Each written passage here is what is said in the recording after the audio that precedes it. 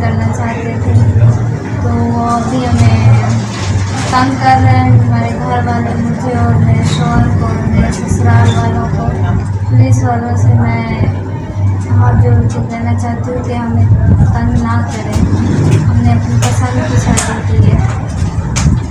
میرا جی چاچو ہے، اس کا نام شکور ہے، اور ایک میرا دادا ہے، اس کا نام عبدالغفور ہے، اور میرا ابو ہے، اس کا نام اقبال ہے، اور میرا بھائی ہے، اس کا نام شعیب ہے، اور میرا بہنوئی ہے، اس کا نام شہزاد ہے۔ یہ ہمیں تنگ کر رہا ہے بہت۔ کراچی رپورٹر۔ کراچی شہر کے علاقے سچل گوٹ سے تعلق رکھنے والا ایک نوجوان جوڑا نوید اور نازیہ دختر اقبال شاہین اپنی پسند کی شادی کے بعد خاندان کی طرف سے سنگین نتائج اور قتل کی دھمکیوں کا سامنا کر رہا ہے۔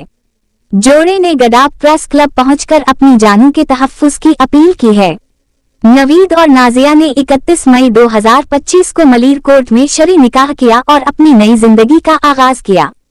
تاہم ان کی یہ شادی نازی کے والدین کو قبول نہ ہوئی اور اس فیصلے نے خاندانی دشمنی کو جنم دیا۔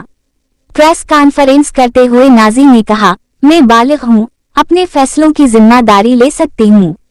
میں نے اپنی مرضی سے یہ نکاح کیا، لیکن میرے والد اقبال شاہین، دادا عبدالغفور، چچا عبدالشکور، بھائی شعیب اور کزن شہزاد ہمیں قتل کرنے پر تلے ہوئے ہیں۔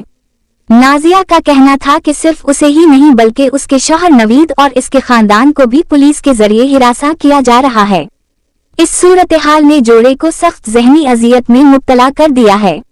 جوڑے نے chief justice Sindh high court, inspector general Sindh, home secretary اور انسانی حقوق کی تنظیموں سے اپیل کی ہے کہ انہیں مکمل تحفظ فراہم کیا جائے تاکہ وہ اپنی زندگی بغیر خوف کے گزار سکیں۔